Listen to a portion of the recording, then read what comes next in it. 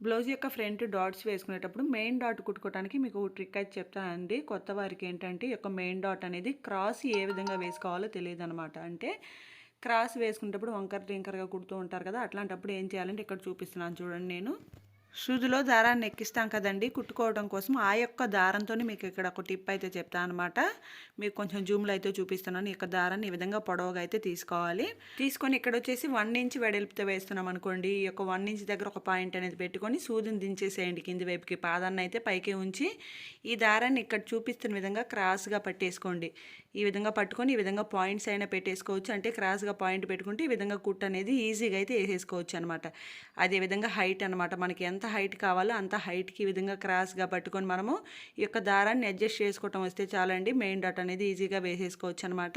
Next ఇదే dot వెడల్పు వేసుకోవాలనుకోండి, అప్పుడు క్లాత్‌ని కొంచెం అడ్జస్ట్ చేసుకోవాలన్నమాట. అంటే కొంచెం అడ్జస్ట్ చేసుకొని 1.25 ఇంచులు కానీ మనకి ఎంత వెడల్పు కావాలో అంత అడ్జస్ట్ చేసుకోవాలి. అడ్జస్ట్ చేసుకొని మరలా మనం ఈ యొక్క దారాన్ని ఈ విధంగా క్రాస్‌గా పట్టుకొని మనము ఈ యొక్క మెయిన్ డాట్‌ని అయితే వేసేసుకోవచ్చండి.